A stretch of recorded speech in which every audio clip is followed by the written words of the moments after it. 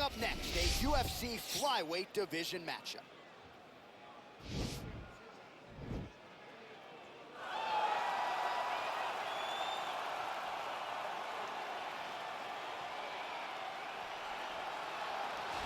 Well, DC, this is a true mixed martial artist of the highest order. You've watched the film. Hard for me to see much in terms of glaring weaknesses, and he believes he can react to anything that is thrown his way inside that arc. It's unbelievable because whenever you're trying to prepare for someone, you look for weaknesses. But when you watch this guy, nothing jumps off the page. When you think I have to go wrestle him, you realize very quickly that not only can he defend takedowns, he can also go and secure them himself. He's that new breed of fighter that has been doing every discipline from the very start of his career. You know you're looking at a guy that will contend for a championship. And if our fighter meeting on Thursday is any indication, confidence, not an issue for this young man coming in here tonight.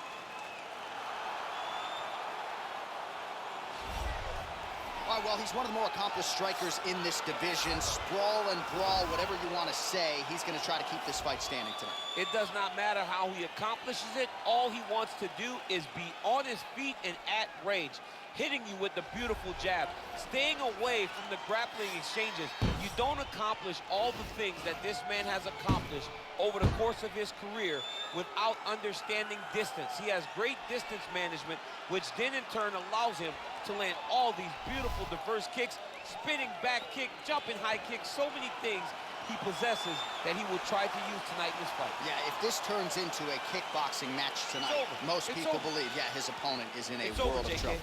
Our tail of the tape for this flyweight fight.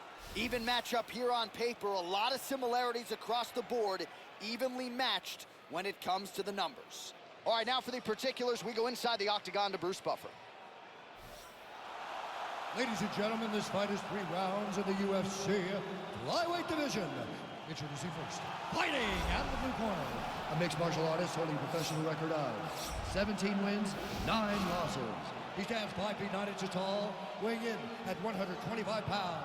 Fighting at a Kapolei, Hawaii, Louis de la Samurai Smolka. And now introducing his opponent, fighting out of the red corner, a boxer holding a professional record of 15 wins, 6 losses. He stands 5 feet 9 inches tall, weighing in at 126 pounds. Brandon Royval!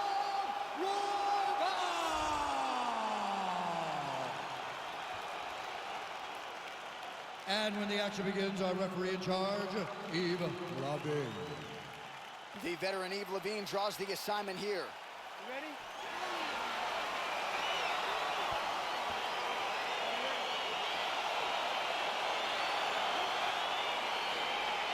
Let's get this one started here. Round 1 is underway, and we've got a striker who is a force to be reckoned with. Tonight, though, he draws a guy who can do a little bit of everything. And that guy is usually the one that will have the advantage.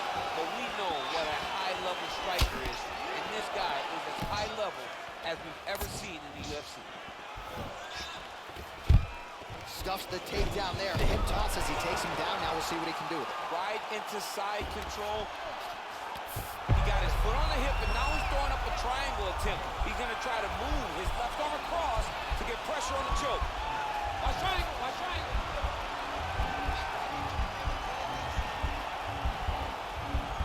There he is. He's moving to the finishing position. Now watch, he goes parallel right next to his opponent. When it's time to finish, he has to go flex. Oh, he might have got him with a choke.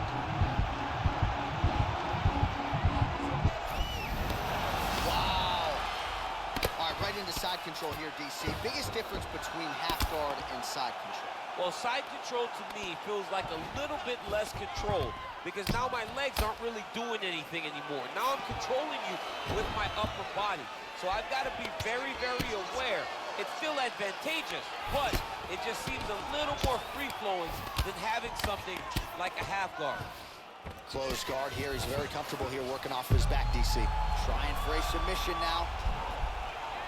He's gone. He's gone. He's gone. He's gone.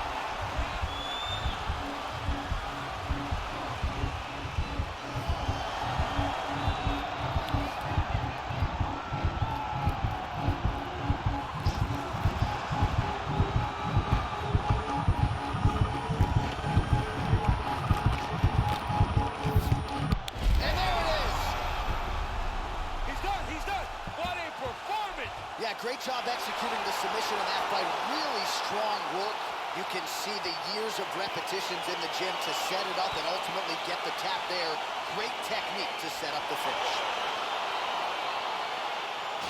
All right, let us now look back at some of the highlights from that round, and there just aren't that many guys on this roster that can keep up this offensive wrestling pace over 15 or 25 minutes. But he's one of those guys. He is one of those guys that's able to continuously take you down even if you get up over and over. He has this ability to maintain that pace and pressure that he can wear his opponents down. That's why you see him get so many finishes as the fight progresses. All right, let's take a look back at the replay as he gets it done by submission tonight, champ. He was able to get the fight to the ground exactly where he wanted it. Eventually, his opponent gave him an opportunity to get a submission.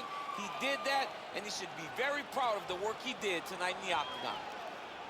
Ladies and gentlemen, referee Yves Levine has called a stop to this contest at 3 minutes, 5 seconds of the very first round.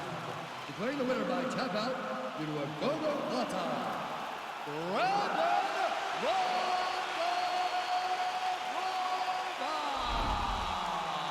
Well, the celebration is on in his corner, and hard to blame these guys, sort of waiting to exhale, get a huge win tonight, and not just the win, but they get it by submission. They knew what they had in front of them. They knew how tough a competitor his opponent was, but they also knew that if they could get this fight to the ground, they could find a submission. They found a submission. He got his hand raised in the way